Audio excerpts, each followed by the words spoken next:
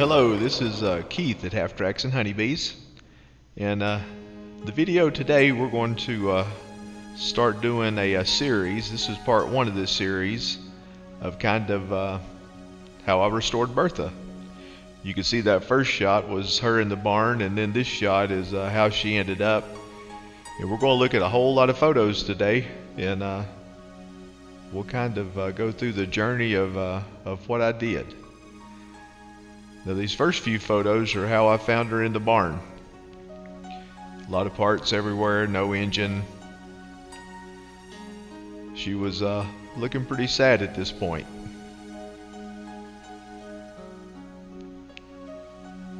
No floor pans.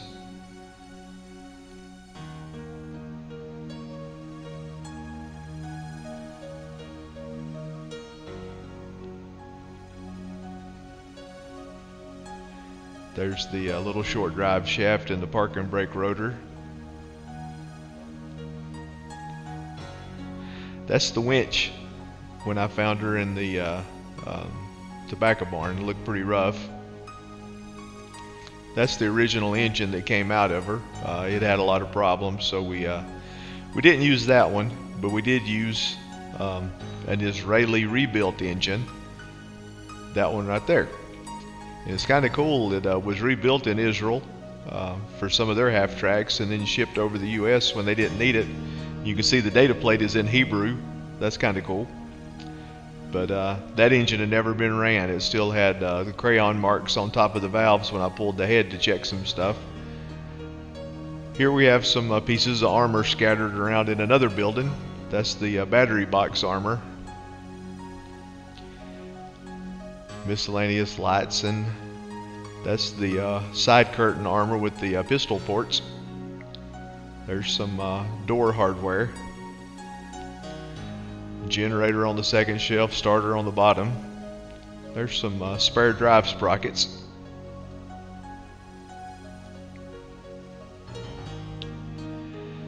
Bunch of filters up on that shelf. Those two containers were full of brand new NOS bogie wheels. Then we got the carburetor. Nice rebuilt unit. Worked great. There's a hydrovac on that top shelf with some shields to go around the front bearings on the wheels. That was the windshield armor with a pistol port. Some more sharts in the barn. There's some armor for the rear deck. That was a hydrovac on that top shelf. Back to the interior, no floor pans. That's a fan shroud laying on top of a rear hub. Here you can see kind of the bogie system. It was all rusted up. Everything was locked up. That was quite a wrestling match to get that back as it should be. That's the rear idler flanges or idler sprockets to tension the track. There's the bogies. You can see the tensioning spring behind the bogies. Yeah, she was looking pretty sad at this point. There's the original rubberized gas tank where if it got shot it would automatically seal up.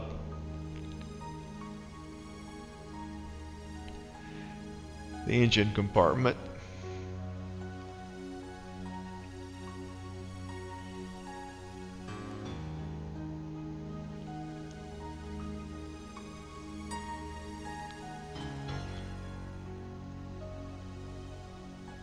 That's the bulkhead that goes behind the driver. That's the shot you saw earlier from the loft in the barn looking down at her. Shot of the tracks.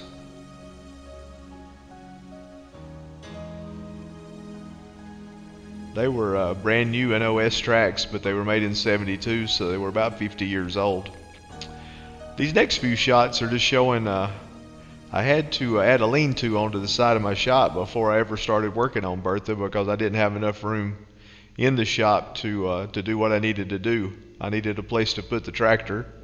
So I'm not much of a carpenter, but I had fun doing this little project.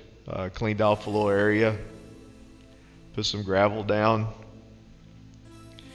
got the delivery from the lumber yard.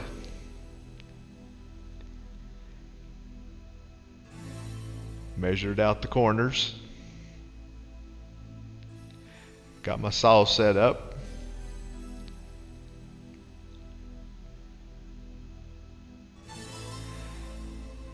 Put in the holders for the rafters. Dug the holes for the supports on the end of the lean-to.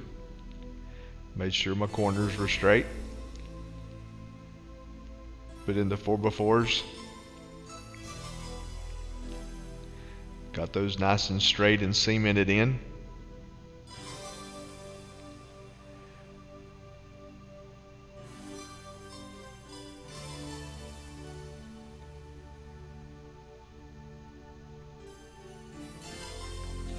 Started adding the rafters out between the building and the 4x4s. This actually went real quick. Gosh, I did most of this in, I guess, less than a day. Aside from the cement hardening, I did that the day before, but all the rafters, the cross pieces for the metal roof, everything, it went great.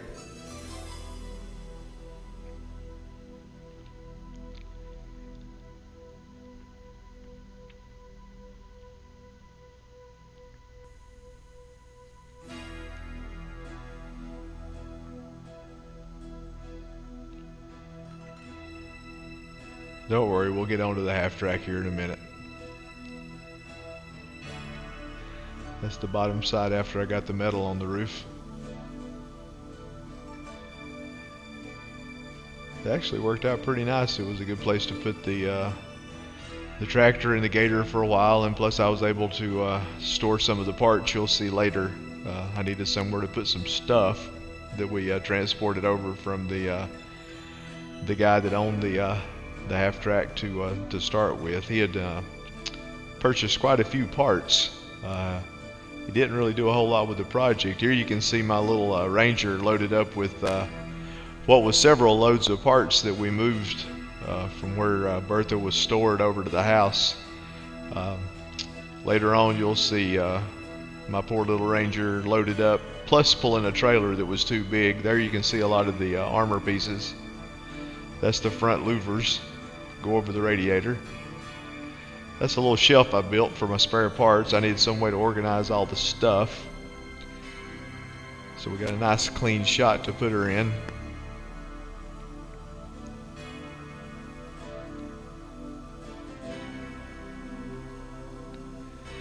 This was over the day that we moved her. Getting some stuff loaded up. The wrecker service will show up here in just a minute. That actually moved her to the house. There's my little Ranger with a trailer that was way too big for it. Ended up having to replace the transmission in the Ranger when we got through doing all this. Pretty well killed it. So little Ranger's not good for moving half tracks, but it got the job done before it died.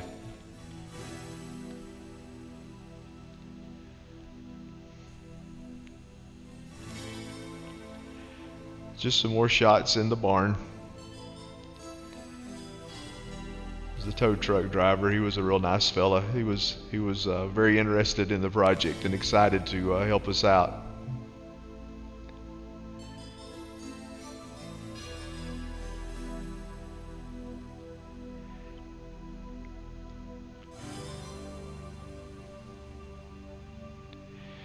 Here you can see starting to come out of the barn. The bogies were locked up, but we chained them up also. I didn't want those to drop and cause any kind of problem towing her in. The previous owner had actually put some new tires on the front of her, so we were able to lock the steering wheel down and pull her backwards to the house. First thing I did when we got to the house was I had the pressure washer ready, and I wanted to knock a lot of the barn dust off of her before I put her up in the shop, just to get a good start.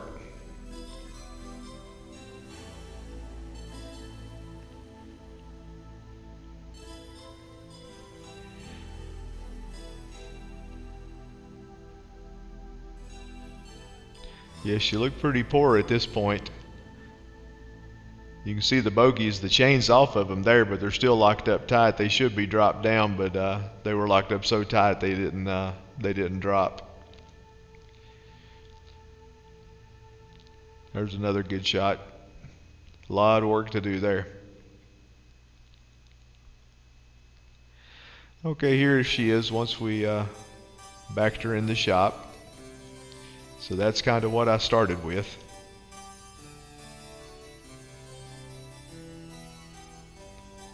Started unloading some of the pieces parts that we brought in. Obviously those are the one of the tracks. About 500 pounds a side from what I've been told. They're pretty hefty.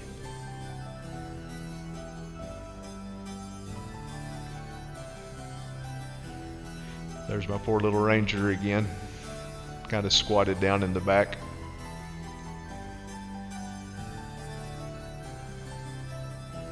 There's several bogie wheels, brand new NOS, Goodrich, Firestone, Goodyear, 3 different makers. There's the tracks laid out. There's some of the flanges, radiator, there's some spare parts.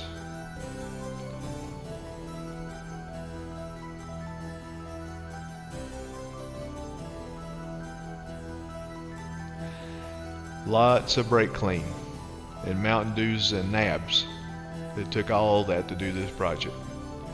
There's the disc for the parking brake.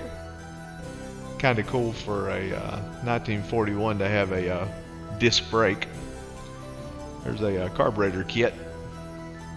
Kind of cool. Brand new NOS.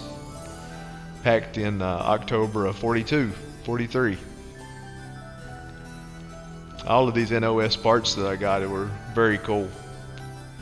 Nothing like the smell of NOS parts. You guys that have done this before know exactly what I'm talking about. Just more pieces parts laying everywhere.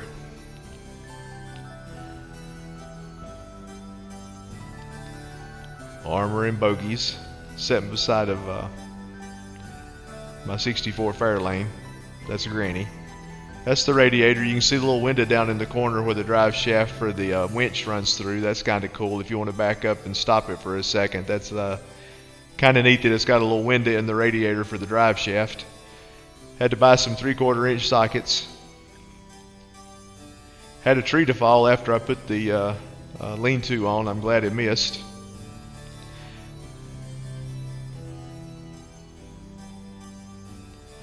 There's the serial number on the frame.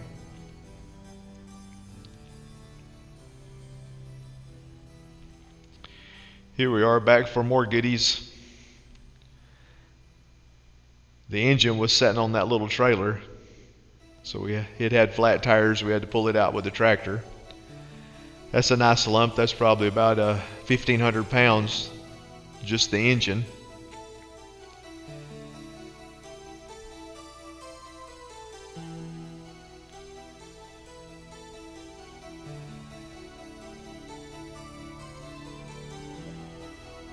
There's the winch.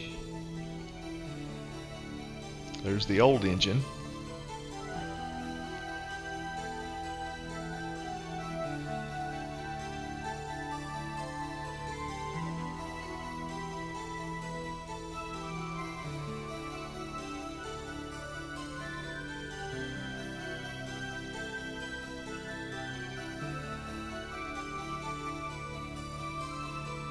Here's when we got back to the house using the tractor to unload the engine. That worked out pretty good. I had the bush hog on the back of the tractor. It helped balance things out pretty good. I didn't have any trouble. There I started displacing parts in the lean-to where I didn't have room for everything in the shop. Not to start with anyway. You can see that engine, it had a drip that had dripped on it and caused me some trouble later on. That's why I had to pull the head, but we'll talk about that when we get to it. Bogies and armor. There's one of the rear drive hubs. That's a heavy hunk right there. There's the original data plates for it. There's some better shots later on. You'll need to stop on those and take a look. A lot of interesting information on those original data plates. Covered everything up with the tarp. Those are the little split flanges holding the axle hubs in. Those were little devils, so I figured out what to do with them. You just frame the heck out of the end of it and like that with a hammer, and they'll pop loose enough where you can get them out, and then you can pull the axle out. Working on the brakes, replacing all the bearings, the brakes, the wheel cylinders, cleaning up everything, replacing the seals, and everything was heavy.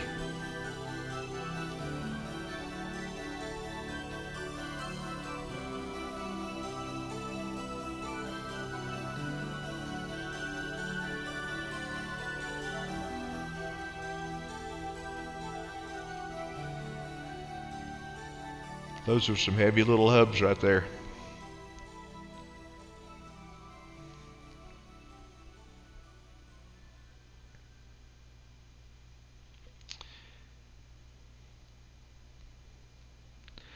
Had to get a new set of combination wrenches too to go a lot bigger than what I had. Had to get some bigger jack stands and bigger jacks.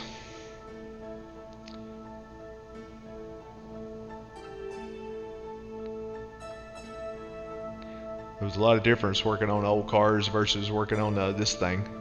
Here we are playing in the parts washer. Got to get everything cleaned up. Spend a lot of time at the parts washer cleaning up all the bearings, all the pieces, parts. You can see working on the rear hubs and the front hubs. Front wheels off next to the radiator.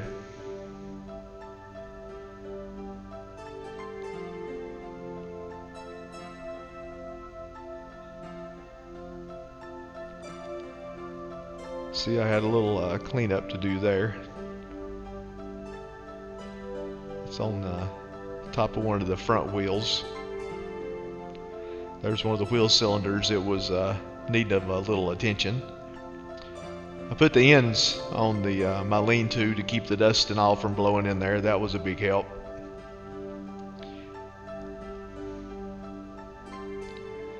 More brake clean.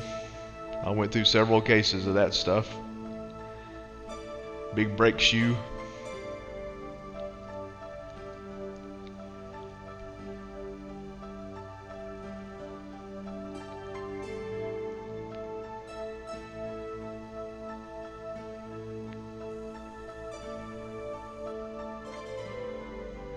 There's the locked up bogie system. That's a brake off my Jeep compared to the brake on the half track. A little bit of difference. One of them's just a little bit bigger. There's the data plates you might want to stop on and take a look at. It's pretty cool. So that's it for part one. I've got a whole lot more pictures, so there'll be more to come. Hope you liked that. Let me know if you did.